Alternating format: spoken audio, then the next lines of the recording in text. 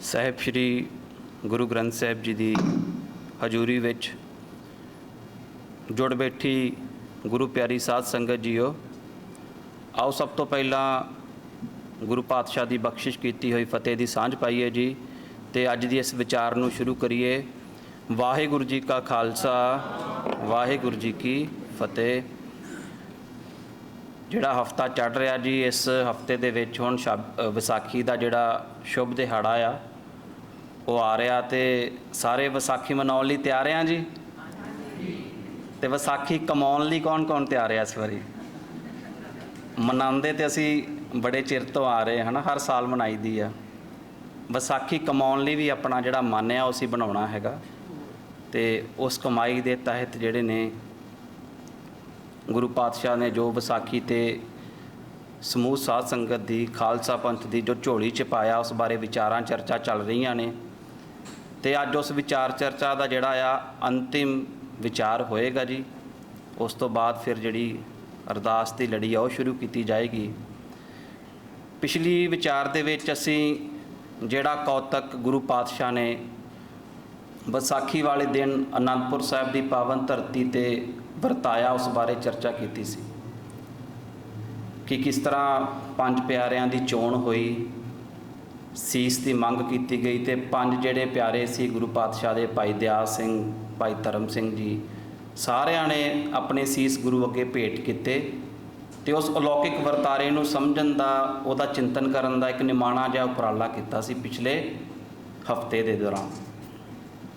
ਜਦੋਂ ਪੰਜਾਂ ਪਿਆਰਿਆਂ ਨੇ ਆਪਣਾ ਸੀਸ ਗੁਰੂ ਅੱਗੇ ਭੇਟ ਕਰ ਦਿੱਤਾ, ਤੇ ਗੁਰੂ ਪਾਤਸ਼ਾਹ ਉਹਨਾਂ ਪੰਜਾਂ ਪਿਆਰਿਆਂ ਨੂੰ ਜਦੋਂ ਸੰਗਤ ਦੇ ਰੂਬਰੂ ਕਰਦੇ ਨੇ, ਤੇ ਉਸ ਤੋਂ ਬਾਅਦ ਖੰਡੇ ਦੀ ਜਿਹੜੀ ਪਹੁਲ ਆ ਉਹ ਤਿਆਰ ਕੀਤੀ ਜਾਂਦੀ ਹੈ ਕਿ ਸੀਸ ਦੇਣ ਤੋਂ ਬਾਅਦ ਉਹਨਾਂ ਪਿਆਰਿਆਂ ਨੂੰ ਕੀ ਮਿਲ ਰਿਹਾ ਜੀ? ਖੰਡੇ ਦੀ ਪਹੁਲ, ਕਿ ਜਿਹੜੀ ਗੁਰੂ ਦੀ ਸਭ ਤੋਂ ਪਿਆਰੀ ਦਾਤ ਸੀ। ਇੰਨਾ ਸਭ ਕੁਝ ਵਾਰਨ ਤੋਂ ਬਾਅਦ ਉਹਨਾਂ ਗੁਰਸਿੱਖਾਂ ਨੂੰ, ਉਹਨਾਂ ਮਹਾਨ ਪਿਆਰਿਆਂ ਨੂੰ ਉਹ ਪ੍ਰਾਪਤ ਹੁੰਦੀ ਆ। ਸੋ ਉਸ ਖੰਡੇ ਦੀ ਪਹੁਲ ਨੂੰ ਤਿਆਰ ਕਰਨ ਦੇ ਲਈ ਬਾਟਾ, ਪਤਾਸੇ, ਬਹੁਤ ਕੁਝ ਵਰਤਿਆ ਜਾਂਦਾ, ਤੇ ਉਹਨਾਂ ਸਾਰੇ ਬਾਰੇ ਅਸੀਂ ਜਿਹੜੀ ਅੱਜ ਹੈਗੀ ਆ ਵਿਚਾਰ ਚਰਚਾ ਕਰਾਂਗੇ ਕਿ ਇਹਨਾਂ ਚੀਜ਼ਾਂ ਦੇ ਪਿੱਛੇ ਜਿਹੜੀ ਭਾਵਨਾ ਆ ਗੁਰੂ ਪਾਤਸ਼ਾਹ ਦੀ, ਕਿ ਬਾਟੇ ਦਾ, ਪਤਾਸਿਆਂ ਦਾ, ਖੰਡੇ ਦਾ, ਜਿਹਦੇ ਉੱਤੇ ਬਾਟਾ ਟਿਕਾਇਆ ਜਾਂਦਾ ਉਸ ਨੂੰ ਸੁਨਹਿਰਾ ਕਿਹਾ ਜਾਂਦਾ ਆ। ਪੰਜ ਬਾਣੀਆਂ ਦਾ ਕੀ ਭਾਵ ਹੈਗਾ, ਤੇ ਇਹਨਾਂ ਦਾ ਆਪਸ 'ਚ ਸੰਬੰਧ ਕੀ ਹੈਗਾ? ਕਿਉਂਕਿ ਜਦੋਂ ਅਸੀਂ ਇਹਨਾਂ ਸਾਰੀਆਂ ਚੀਜ਼ਾਂ ਨੂੰ ਦੇਖਦੇ ਹਾਂ, ਤੇ ਜੋ ਇਹ ਵਰਤਾਰੇ ਦੇ ਵਿੱਚ ਗੁਰੂ ਪਾਤਸ਼ਾਹ ਨੇ ਜੋ ਕੁਝ ਵੀ ਵਰਤਿਆ, ਇਹ ਸਿੱਖੀ ਵਿਚਾਰਧਾਰਾ ਦਾ ਇੱਕ ਬਹੁਤ ਵੱਡਾ ਮਿਸ਼ਰਣ ਆ। ਇਹ ਸੁਮੇਲ ਆ ਸਿੱਖੀ ਵਿਚਾਰਧਾਰਾ ਦਾ, ਭਾਵੇਂ ਉਹ ਖੰਡਾ ਆ, ਭਾਵੇਂ ਪਤਾਸੇ ਨੇ, ਬਾਟਾ ਆ, ਜਲ ਆ। ਜਲ ਗੁਰੂ ਪਾਤਸ਼ਾਹ ਨੇ ਸਤਲੁਜ ਨਦੀ ਦਾ ਜਿਹੜਾ ਸੀ ਉਹ ਲਿਆ ਸੀ। ਇਹਨਾਂ ਸਾਰੀਆਂ ਚੀਜ਼ਾਂ ਦੇ ਪਿੱਛੇ ਜੋ ਜੋ ਭਾਵ ਆ, ਉਸ ਬਾਰੇ ਅੱਜ ਵਿਚਾਰ ਚਰਚਾ ਕਰਕੇ ਤੁਹਾਡੇ ਨਾਲ ਜਿਹੜੀ ਆ ਫਿਰ ਇਸ ਜਿਹੜੀ ਲੜੀ ਚੱਲ ਰਹੀ ਆ ਜੀ, ਉਹਦਾ ਗੁਰੂ ਪਾਤਸ਼ਾਹ ਦੀ ਕਿਰਪਾ ਦੇ ਨਾਲ ਜਿਹੜਾ ਹੈਗਾ ਫਿਰ ਆਖਰੀ ਵਿਚਾਰ ਹੋਏਗਾ। ਤੇ ਜਦੋਂ ਅਸੀਂ ਬਾਟੇ ਦੀ ਗੱਲ ਕਰਦੇ ਹਾਂ, ਸਭ ਤੋਂ ਪਹਿਲਾਂ ਜੇ ਅਸੀਂ ਬਾਟੇ ਨੂੰ ਧਿਆਨ ਦੇ ਨਾਲ ਦੇਖੀਏ ਕਿ ਬਾਟਾ ਬਿਲਕੁਲ ਉੱਪਰੋਂ ਇਹਦਾ ਮੂੰਹ ਖੁੱਲ੍ਹਾ ਹੁੰਦਾ ਆ। ਇਸ ਬਰਤਨ ਦਾ ਜਿਹੜਾ ਗੁਰੂ ਪਾਤਸ਼ਾਹ ਨੇ ਵਰਤਿਆ, ਤੇ ਸਰਬਲੋਹ ਦਾ ਬਾਟਾ ਹੁੰਦਾ, ਆਮ ਭਾਂਡਾ ਨਹੀਂ ਹੁੰਦਾ, ਬਿਲਕੁਲ ਸਰਬਲੋਹ ਦਾ ਹੁੰਦਾ ਹੈ।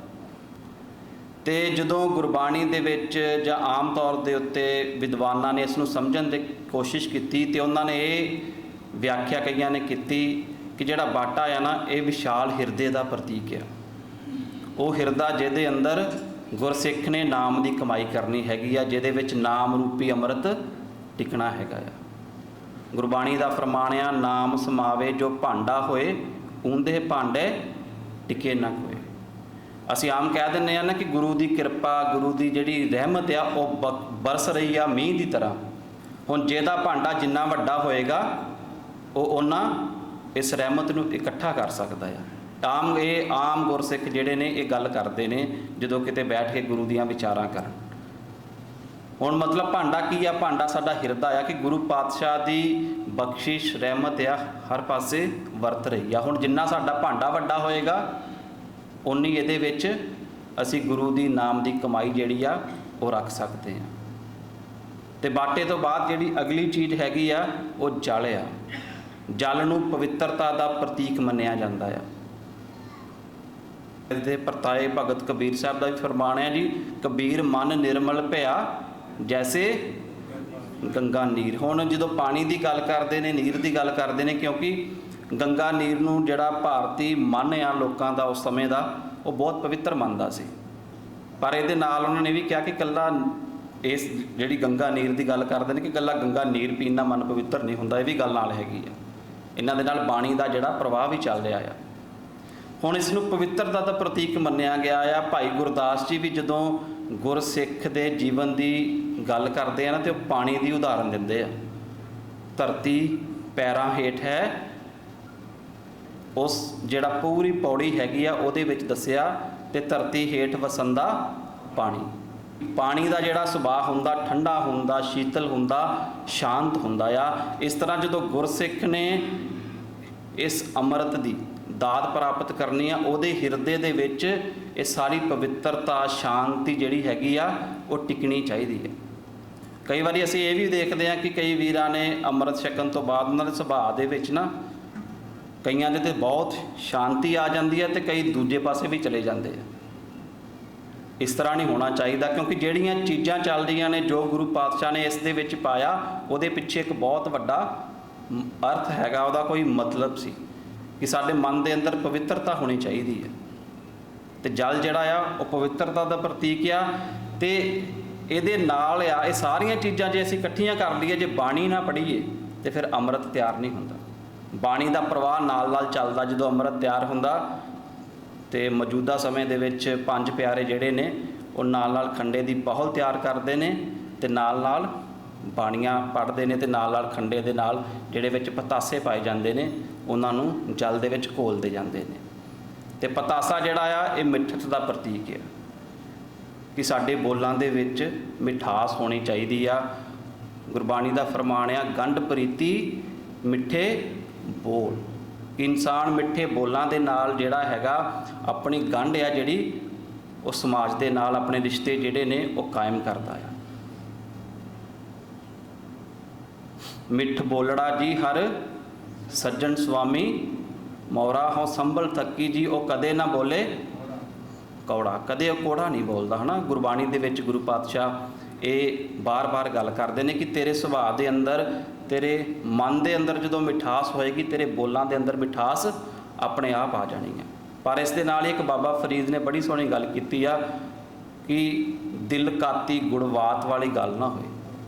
ਕਿ ਕਈ ਵਾਰੀ ਬੰਦੇ ਦੇ ਅੰਦਰ ਕਾਤੀ ਹੁੰਦੀ ਕੈਂਚੀ, ਕਿ ਅੰਦਰ ਤੇ ਦਿਲ ਦੇ ਜਿਹੜੇ ਤੇਰੇ ਮਨ ਦੇ ਵਿਚਾਰ ਨੇ ਨਾ ਉਹ ਕੈਂਚੀ ਦੀ ਤਰ੍ਹਾਂ ਕੱਟਣ ਵਾਲੇ ਨੇ, ਤੇ ਤੇਰੇ ਵਾਤ ਜਿਹੜੇ ਵਾਕ ਬੋਲ ਨੇ ਉਹ ਗੁੜ ਦੀ ਤਰ੍ਹਾਂ ਮਿੱਠੇ ਨੇ।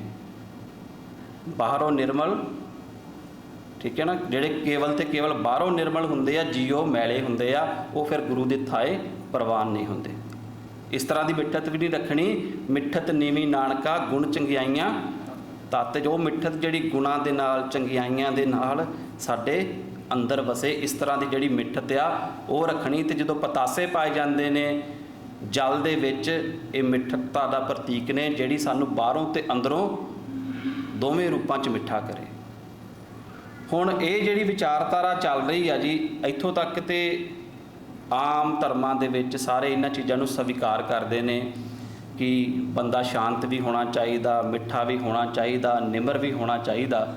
ਪਰ ਜਦੋਂ ਭਗਤੀ ਤੇ ਸ਼ਕਤੀ ਦੀ ਗੱਲ ਆ ਜਾਂਦੀ ਹੈ ਨਾ, ਉਦੋਂ ਵੱਖ-ਵੱਖ ਧਰਮਾਂ ਦੇ ਵਿੱਚ ਫਿਰ ਇਸ ਵਿਚਾਰਧਾਰਾ ਨੂੰ ਲੈ ਕੇ ਬੜੇ ਪ੍ਰਸ਼ਨ ਪੁੱਛੇ ਜਾਂਦੇ ਨੇ।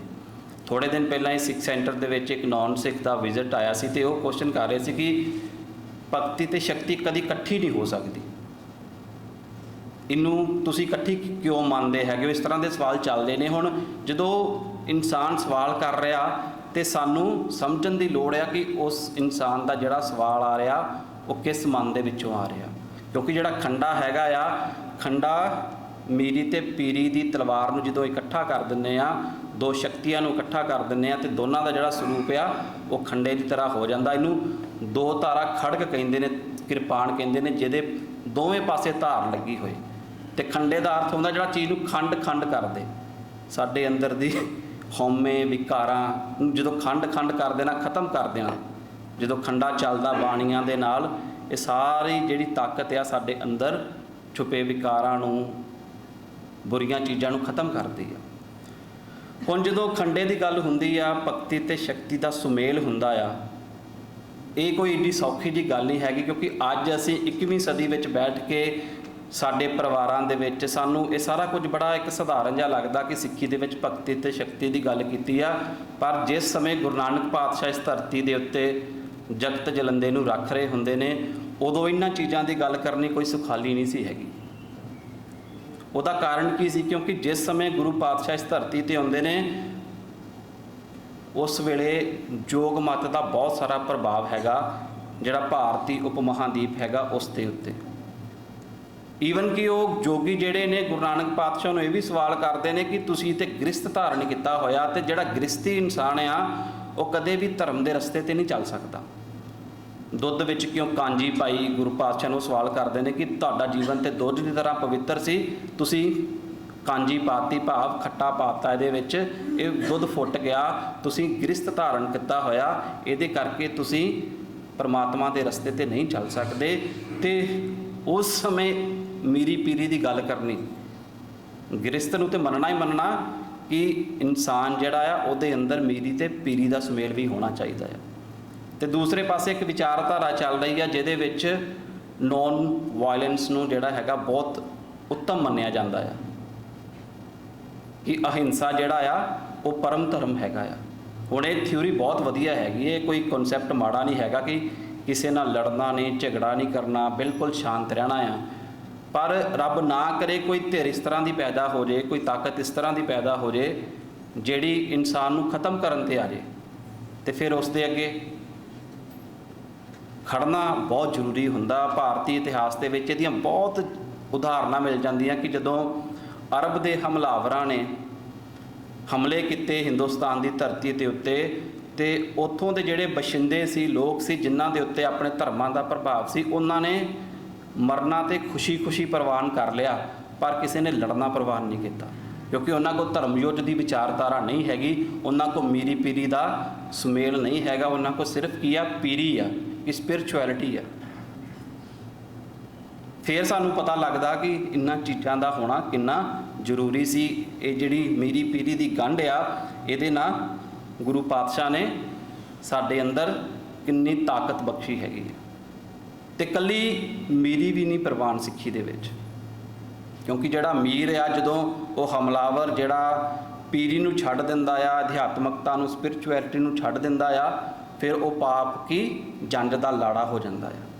ਇਸ ਲਈ ਗੁਰੂ ਨਾਨਕ ਪਾਤਸ਼ਾਹ ਨੇ ਬਾਬਰ ਨੂੰ ਵੀ ਕਿਹਾ, ਪਾਪ ਕੀ ਜੰਜ ਲੈ ਕਾਬਲੋਂ ਧਾਇਆ, ਜੋਰੀ ਮੰਗੇ ਦਾਨ ਵੇ ਲਾਲੋ। ਤੂੰ ਪਾਪ ਦੀ ਜੰਜ ਦਾ ਲਾੜਾ ਆ, ਜਿਹੜਾ ਜਬਰਨ ਲੋਕਾਂ ਕੋ ਆ ਕੇ ਦਾਨ ਮੰਗ ਰਿਹਾ, ਭਾਵ ਲੋਕਾਂ ਨੂੰ ਲੁੱਟ ਖਸੁੱਟ ਰਿਹਾ ਆ, ਤੇਰੇ ਅੰਦਰ ਧਰਮ ਦੀ ਕੋਈ ਗੱਲ ਨਹੀਂ ਹੈਗੀ। ਤੇ ਉਹਨਾਂ ਸ਼ਬਦਾਂ ਦੇ ਵਿੱਚ ਗੁਰੂ ਪਾਤਸ਼ਾਹ ਨੇ ਪ੍ਰਮਾਣ ਵੀ ਦਿੱਤਾ ਹੈਗਾ, ਜੇ ਸਕਤਾ ਸਕਤੇ ਕੋ ਮਾਰੇ ਤਾਂ ਮਨ ਰੋਸ ਨਾ ਹੋਈ, ਕਿ ਜੇ ਇੱਕ ਤਾਕਤਵਰ ਦੂਸਰੇ ਤਾਕਤਵਰ ਨਾਲ ਲੜੇ ਤੇ ਫਿਰ ਕੋਈ ਦੁੱਖ ਵਾਲੀ ਗੱਲ ਨਹੀਂ ਹੁੰਦੀ, ਦੋਵੇਂ ਧਿਰਾਂ ਬਰਾਬਰ ਨੇ। ਜੇ ਇੱਕ ਧਿਰ ਮਾੜੀ ਹੋਏ ਤੇ ਦੂਸਰਾ ਜ਼ੁਲਮ ਕਰੀ ਜਾਏ, ਇਹ ਪ੍ਰਵਾਨ ਨਹੀਂ ਸੀ ਗੁਰੂ ਨਾਨਕ ਪਾਤਸ਼ਾਹ ਨੂੰ। ਵਿਚਾਰਧਾਰਾ ਦੀ ਗੱਲ ਚੱਲ ਰਹੀ ਹੈ ਹਜੇ, ਮੀਰੀ ਪੀਰੀ ਦੀ ਵਿਚਾਰਧਾਰਾ ਜਿਹੜੀ ਹੈਗੀ ਉਹ ਗੁਰੂ ਨਾਨਕ ਪਾਤਸ਼ਾਹ ਦੀ ਸਿੱਖਿਆ ਦੇ ਵਿੱਚ ਹੈ।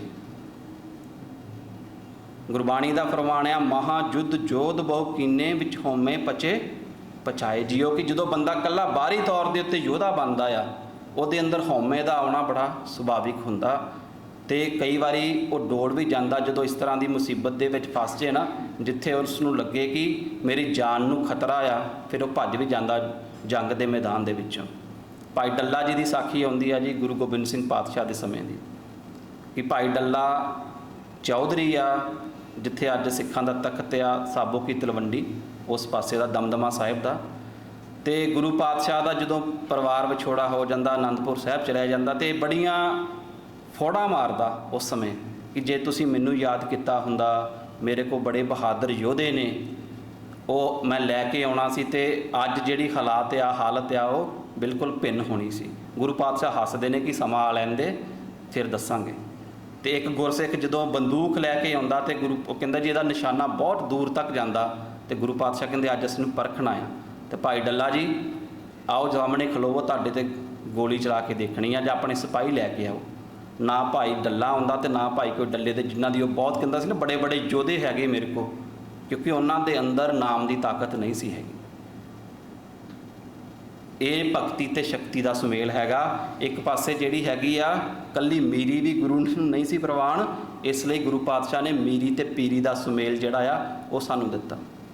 जपजी साहिब का असीं पाठ करते हैं जी रोज़, तो जो खंडां तक पहुँचते हैं, पंज खंड की गल करते, कर्म खंड दे विच जाके गुरु पातशाह कर्म खंड की बाणी जोर तिथे होर ना तिथे जोध महाबल सूर तिन में राम रहा भरपूर। आ शब्दां वल देखिए, तिथे जोध महाबल सूर, कि जिहड़ी अध्यात्मक अवस्था दे विच कर्मखंड की अवस्था दे विच जिहड़े गुरसिख पहुँचते ने, गुरु पातशाह ने इत्थे संत ब्रह्म ज्ञानी जां गुरमुख शब्द नहीं वरते। किहड़े शब्द वरत रहे ने? वो जोधे ने, वो महाबली ने, वो सूरमे ने। क्योंकि गुरबाणी दे विच जिहड़ी जंग आ, सब तो पहलां सानूं अपने अंदर दे जिहड़े विकार ने उन्हां नाल लड़नी पैनी है। ते सिख दे सिੱਖੀ दे विच जिन्ने भी शहीद हुंदे ने वो आम मनुख नहीं सी हैगे, वो भगती ते शक्ति का सुमेल सी। इस करके शहादतां दे जाम पीने, बंद बंद कटाने कोई छोटी जी गल नहीं हुंदी। सानूं माड़ी जी सूई लग जे ते असीं दर्द नाल चीकां मारनियां शुरू कर दिंदे हां। उन्हां दे बंद बंद कट्टे जांदे, क्योंकि भगती ते शक्ति का सुमेल उन्हां अंदर चल रहा है। हुण गुरु पातशाह जदों ये शब्द वरतदे ने कि पहलां अंदर दे तौर ते उत्ते असीं सूरमे बनना हैगा आ। गुरबाणी का फरमान आ, नानक सो सूरा वरियाम जिन विचों दुष्ट अहंकरण मारिया। वो सूरमा बहादुर हुंदा जिहड़ा सब तो पहला अपने अहंकार नूं, हौमे नूं, अपने विकारां नूं मार लैंदा हैगा। हुण ये सारी विचारधारा के तौर पर गल चल रही आ। मीरी पीरी का जिहड़ा सिद्धांत सी गुरु नानक पातशाह ने अपनियां सिੱਖਿਆਵਾਂ दे विच दिता। तो जो पहली बार ये मीरी पीरी का सिद्धांत जिहड़ा लागू होया, भगती शक्ति का खंडे की पौल का जिहड़ा सुमेल आ गुरु हरगोबिंद पातशाह के वेले, तो उदों बहुत सारे जिहड़े सिख सी ना, उन्हां दे मनां दे विच दुविधा आ जाती है कि जिहड़े पहले गुरु साहिबान सी वो तो शांति दे पुंज सी। गुरु हरगोबिंद पातशाह एक नवीं रीत तोड़ रहे ने। पहले गुरु साहिबान ते नाम बंदगी करते सी, इस गुरु ने शिकार खेडना शुरू करता, ढाडी वारां दा गायन शुरू करता। उन्हां दे मन दे विच एक बहुत वड्डा शंका चल रहा, जिहड़े उस समय गुरु पातशाह दे समकालीन सिख बैठे हुए ने, कि उन्होंने मेरी पीरी सिद्धांत का जो प्रैक्टिस होंदी है, जो अमली रूप होंदा, उन्होंने समझ नहीं आता। भाई गुरदास जी ने इस प्रथाए एक पूरी पौड़ी लिखी हैगी है जी। उस पौड़ी की ये जिहड़ी एक तुक तुहाडे नाल सांझी कर रहे हैं, मंजी बह संतोख दा कुत्ते रख शिकार खिलाया। ये सारे विच गुरसिखां की जिहड़ी उस समय दे दुविधा दे विच फसे हुए ने, उन्हां दी मनोवृत्ति दसी है कि पहले गुरु साहिबान ते मंजी ते बैठ के धार्मिक उपदेश दिंदे सी, ते अज वाला की कर रहा हैगा? शिकार खेड रहा है।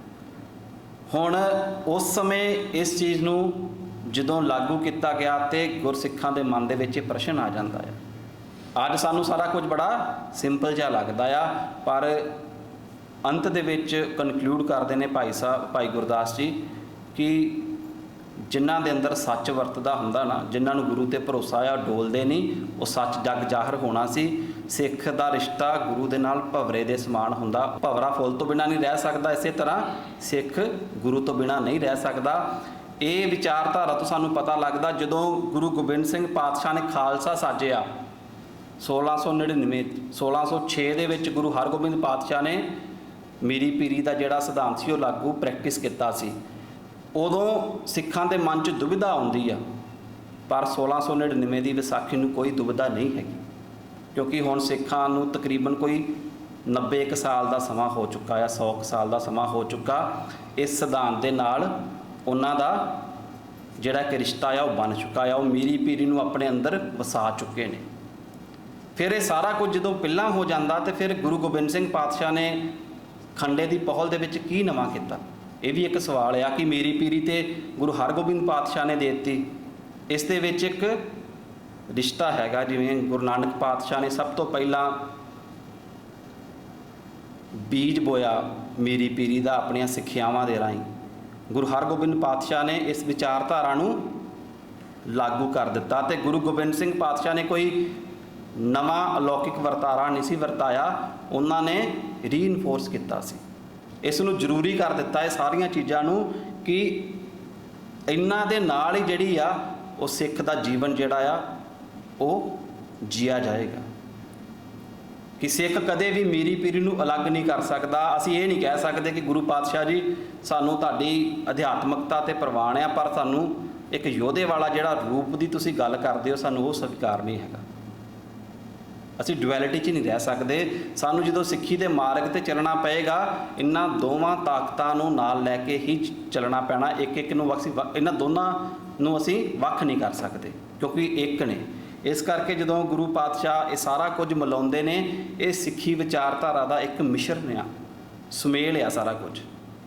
ਜਲ, ਪਤਾਸੇ, ਖੰਡਾ, ਸੁਨਹਿਰਾ, ਬਾਟਾ, ਇਹਦੇ ਪਿੱਛੇ ਜਿਹੜੀ ਵਿਚਾਰਧਾਰਾ ਗੁਰੂ ਨਾਨਕ ਪਾਤਸ਼ਾਹ ਤੋਂ ਚੱਲਦੀ ਆ ਰਹੀ ਆ ਉਹਦਾ ਮੇਲ ਆ ਕਿ ਜਦੋਂ ਸਿੱਖ ਨੇ ਸਿੱਖੀ ਧਾਰਨੀ ਆ ਉਹਨੂੰ ਇਹ ਪਤਾ ਹੋਣਾ ਚਾਹੀਦਾ ਇਹ ਰਸਤਾ ਸੰਤ ਤੇ ਸਿਪਾਹੀ ਵਾਲਾ ਰਸਤਾ ਹੈਗਾ। ਇਹ ਇਕੱਲਾ ਨਾ ਤੇ ਸੰਤ ਵਾਲਾ ਤੇ ਨਾ ਹੀ ਸਿਪਾਹੀ ਵਾਲਾ। ਜੇ ਇਕੱਲਾ ਸਿਪਾਹੀ ਹੋਏਗਾ ਤੇ ਬੰਦਾ ਬਾਬਰ ਦਾ ਰੂਪ ਬਣੇਗਾ, ਜੇ ਇਕੱਲਾ ਸੰਤ ਹੋਏਗਾ ਤੇ ਫਿਰ ਜਦੋਂ ਕੋਈ ਬਾਬਰ ਵਰਗਾ ਜਰਵਾਣਾ ਚੜ੍ਹ ਕੇ ਆਏਗਾ ਫਿਰ ਉਹਦਾ ਮੁਕਾਬਲਾ ਨਹੀਂ ਕਰ ਸਕਦਾ। ਹੁਣ ਜਿਹੜੇ ਉਸ ਸਮੇਂ ਦੇ ਲੋਕ ਨੇ ਜਿਹੜੇ ਮਰਨਾ ਪਸੰਦ ਕਰਦੇ ਨੇ ਮੌਤ ਨੂੰ, ਪਰ ਜੂਝਣਾ ਪਸੰਦ ਨਹੀਂ ਕਰਦੇ, ਤੇ ਸਿੱਖੀ ਦੇ ਵਿੱਚ ਅਸੀਂ ਦੇਖਦੇ ਹਾਂ 1.25 ਲੱਖ ਸੇ ਇੱਕ ਲੜਾਊਂ ਕਿ ਇੱਥੇ ਗਿਣਤੀ ਦੀ ਗੱਲ ਵੀ ਨਹੀਂ ਹੈਗੀ, ਭਾਵੇਂ 1.25 ਲੱਖ ਛੱਡੋ 1 ਕਰੋੜ ਵੀ ਹੋਏ, ਸਿੱਖ ਦਾ ਕੰਮ ਹੈ ਜੂਝਣਾ। ਉੱਥੇ ਜਦੋਂ ਧਰਮ ਯੁੱਧ ਦੀ ਗੱਲ ਆ ਜਾਏ ਉਹਨੇ ਜੂਝਣਾ ਹੀ ਜੂਝਣਾ ਆ। ਸੋ ਇਹ ਸਾਰੀਆਂ ਚੀਜ਼ਾਂ ਦਾ ਜਿਹੜਾ ਸੁਮੇਲ ਆ ਇਹ ਖੰਡੇ ਦੀ ਪੌਲ ਦੇ ਵਿੱਚ ਗੁਰੂ ਪਾਤਸ਼ਾਹ ਨੇ ਸਿੱਖਾਂ ਦੀ ਝੋਲੀ ਦੇ ਵਿੱਚ ਪਾਇਆ। ਤੇ ਜਦੋਂ ਇਹ ਖੰਡੇ ਦੀ ਪੌਲ ਤਿਆਰ ਹੁੰਦੀ ਆ, ਤਿਆਰ ਹੋਣ ਤੋਂ ਬਾਅਦ ਜਦੋਂ ਛਕਾਈ ਜਾਂਦੀ ਹੈ ਜੀ, ਇੱਕ ਛਕਾਉਣ ਦਾ ਵੀ ਬੜਾ ਨਵੇਕਲਾ ਢੰਗ ਹੁੰਦਾ ਇਹਦਾ। ਆਮ ਨਹੀਂ ਕਿ ਅਸੀਂ ਚੌਂਕੜੀ ਮਾਰ ਕੇ ਬੈਠੇ ਆ ਤੇ 5 ਪਿਆਰਿਆਂ ਨੇ ਸਾਨੂੰ ਅੰਮ੍ਰਿਤ ਦੇ ਜਿਹੜੇ ਚੂਲੇ ਨੇ ਉਹ ਬਖਸ਼ ਦੇਣੇ ਨੇ। ਜਦੋਂ ਗੁਰਸਿੱਖ ਛਕਦੇ ਨੇ ਤੇ ਉਹਨਾਂ ਨੂੰ ਵੀਰ ਆਸਨ ਦੇ ਵਿੱਚ ਬੈਠਣਾ ਪੈਂਦਾ। ਜਿਹੜੇ ਪਿਆਰੇ ਅੰਮ੍ਰਿਤ ਤਿਆਰ ਕਰਦੇ ਨੇ ਉਹ ਵੀ ਵੀਰ ਆਸਨ 'ਚ ਬੈਠਦੇ ਨੇ, ਤੇ ਜਿਹੜਾ ਖੰਡੇ ਦੀ ਪਹੁਲ ਲੈਂਦਾ ਆ ਉਹ ਵੀ ਵੀਰ ਆਸਨ 'ਚ ਬੈਠਦਾ ਆ। ਵੀਰ ਆਸਨ ਦੀ ਤੁਸੀਂ ਜਿਹੜੀ ਤਸਵੀਰ ਆ ਦੇਖ ਸਕਦੇ ਹੋ ਕਿ ਸੱਜੇ ਗੋਡੇ ਨੂੰ ਧਰਤੀ ਤੇ ਲਾ ਕੇ ਜਿੱਥੇ ਵੀ ਆਪਾਂ ਬੈਠੇ ਹੋਏ ਆ ਉਹਨੂੰ ਰੱਖ ਕੇ ਖੱਬਾ ਗੋਡਾ ਉੱਪਰ ਵੱਲ ਹੁੰਦਾ ਆ ਤੇ ਆਪਣੇ ਸੱਜੇ ਹੱਥ ਨੂੰ ਖੱਬੇ ਹੱਥ ਦੇ ਤਲੀ ਦੇ ਉੱਤੇ ਰੱਖ ਕੇ ਫਿਰ ਖੰਡੇ ਦੀ ਜਿਹੜੀ ਪੌਲ ਆ ਉਹ ਛਕੀ ਜਾਂਦੀ ਆ। ਕਿਉਂਕਿ ਇਕੱਲਾ ਜਿਹੜਾ ਚੌਂਕੜਾ ਇਹ ਭਗਤੀ ਦਾ ਪ੍ਰਤੀਕ ਸੀ ਤੇ ਵੀਰ ਆਸਨ ਜਿਹੜਾ ਨਾਲ ਵੀਰਤਾ ਦਾ ਪ੍ਰਤੀਕ ਵੀ ਹੈਗਾ ਕਿ ਤੇਰੇ ਅੰਦਰ ਭਗਤੀ ਤੇ ਸ਼ਕਤੀ ਦਾ ਦੋਨਾਂ ਦਾ ਸੁਮੇਲ ਹੋਏ। ਇੱਕ ਇੱਕ ਚੀਜ਼ ਨੂੰ ਗੁਰੂ ਪਾਤਸ਼ਾਹ ਨੇ ਬੜਾ ਕਹਿ ਲਓ ਕਿ ਉਹਨਾਂ ਦਾ ਦੈਵੀ ਅਨੁਭਵ ਵੀ ਆ ਤੇ ਉਹਨਾਂ ਦੀ ਜਿਹੜੀ ਬੌਧਿਕਤਾ ਦੀ ਸਿਰਮੌਰਤਾ ਆ ਉਹਦਾ ਵੀ ਮਿਸ਼ਰਣ ਇਹਨਾਂ ਚੀਜ਼ਾਂ ਦੇ ਵਿੱਚ ਹੈਗਾ ਆ ਕਿ ਹਰ ਚੀਜ਼ ਦੇ ਪਿੱਛੇ ਕੋਈ ਨਾ ਕੋਈ ਬਹੁਤ ਵੱਡਾ ਤਰਕ ਦਲੀਲ ਜਿਹੜੀ ਆ ਉਹ ਛੁਪੀ ਹੋਈ ਆ। ਤੇ 5 ਬਾਣੀਆਂ ਤੋਂ ਬਿਨਾਂ ਕਦੀ ਵੀ ਅੰਮ੍ਰਿਤ ਤਿਆਰ ਨਹੀਂ ਹੁੰਦਾ।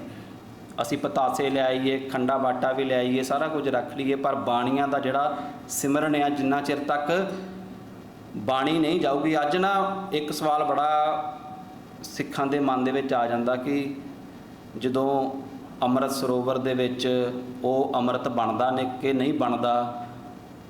ਤੇ ਇੱਕ ਆਮ ਜੀ ਗੱਲ ਆ ਕਿ ਜਦੋਂ ਬਾਣੀ ਪੜ੍ਹਦੇ ਆ ਜਿਹੜਾ ਆਮ ਜਲ ਹੁੰਦਾ ਉਹ ਕਿੱਚ ਪਰਿਵਰਤਿਤ ਹੋ ਜਾਂਦਾ ਜੀ ਅੰਮ੍ਰਿਤ ਦੇ ਵਿੱਚ। ਅਸੀਂ ਅੰਮ੍ਰਿਤ ਖੰਡੇ ਦੀ ਪੌਲ ਕਿੰਨੇ ਆ ਕਿ ਗੁਰਬਾਣੀ ਦੇ ਵਿੱਚ ਇੰਨਾ ਅਸਰ ਹੈਗਾ ਉਸ ਚੀਜ਼ ਨੂੰ। ਇੱਕ ਜਿਹਨੂੰ ਅਸੀਂ ਪਹਿਲਾਂ ਘਰਾਂ ਤੋਂ ਬਾਹਰ ਉਹ ਪਾਣੀ ਹੁੰਦੀ ਆ, ਗੁਰੂ ਘਰ ਆ ਕੇ ਉਹ ਜਲ ਹੋ ਜਾਂਦੀ ਆ, ਤੇ ਜਦੋਂ ਬਾਣੀ ਨਾਲ ਪੜ੍ਹੀ ਜਾਂਦੀ ਫਿਰ ਉਹ ਅੰਮ੍ਰਿਤ ਤਿਆਰ ਹੋ ਜਾਂਦਾ। ਉਸ ਬਾਣੀ ਦਾ ਅਸਰ ਉਸ ਦੇ ਪਾਣੀ ਦੇ ਵਿੱਚ ਉਸ ਜਲ ਦੇ ਵਿੱਚ ਜਾਂਦਾ ਹੈ।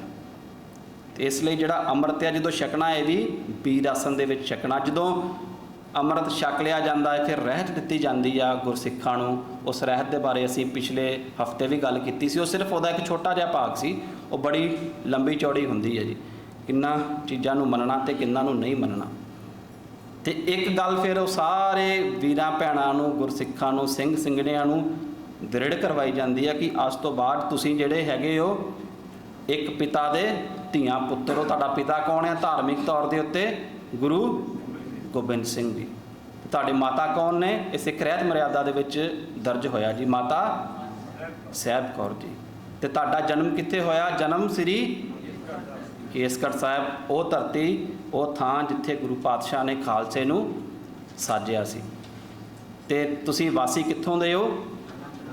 ਆਨੰਦਪੁਰ ਸਾਹਿਬ ਦੇ। ਇਹਨਾਂ ਚੀਜ਼ਾਂ ਦੇ ਨਾਲ ਕੀ ਆ ਕਿ ਆਪਸੀ ਭਾਈਚਾਰਾ ਸਾਡਾ ਜਿਹੜਾ ਆ ਉਹ ਤਾਕਤਵਰ ਹੋ। ਇਨਸਾਨ ਗੁਰਸਿੱਖਾਂ ਨੂੰ ਸਾਰਿਆਂ ਨੂੰ ਆਪਸ 'ਚ ਜਿਹੜਾ ਭੈਣ ਭਰਾ ਦਾ ਰਿਸ਼ਤਾ ਆ ਉਹ ਵੱਧ ਸਕੇ ਸਾਡਾ। ਅਸੀਂ ਗੁਰ ਭਾਈ ਵੀ ਬੋਲ ਦਿੰਦੇ ਹਾਂ, ਮੇਰਾ ਗੁਰ ਭਾਈ ਆ, ਮੇਰਾ ਗੁਰ ਭੈਣ ਆ। ਇੱਕ ਇਸ ਤਰ੍ਹਾਂ ਦਾ ਪਰਿਵਾਰ ਖੰਡੇ ਦੀ ਪੌਲ ਨਾਲ ਗੁਰੂ ਪਾਤਸ਼ਾਹ ਨੇ ਤਿਆਰ ਕੀਤਾ ਸੀ।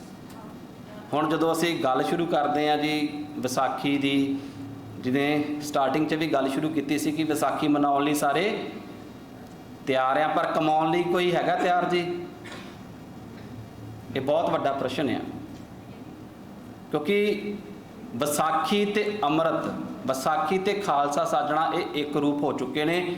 ਇਸ ਕਰਕੇ ਅਸੀਂ ਜਦੋਂ ਵੀ ਵਿਸਾਖੀ ਦੀ ਗੱਲ ਕਰਦੇ ਨਾ, ਸਭ ਤੋਂ ਪਹਿਲੀ ਜਿਹੜੀ ਵਿਚਾਰ ਸੀ ਉਹਦੇ ਵਿੱਚ ਇੱਕ ਸਵਾਲ ਸੀ ਕਿ ਜਦੋਂ ਕਿਸੇ ਨੂੰ ਪੁੱਛੋ ਨਾ ਵਿਸਾਖੀ ਕੀ ਹੁੰਦੀ ਆ, ਤੇ ਉਹ ਸਹਿਜ ਸੁਭਾਈ ਕਹਿ ਦਿੰਦਾ ਵਿਸਾਖੀ ਵਾਲੇ ਦਿਨ ਗੁਰੂ ਗੋਬਿੰਦ ਸਿੰਘ ਪਾਤਸ਼ਾਹ ਨੇ ਖਾਲਸਾ ਸਾਜਿਆ ਸੀ।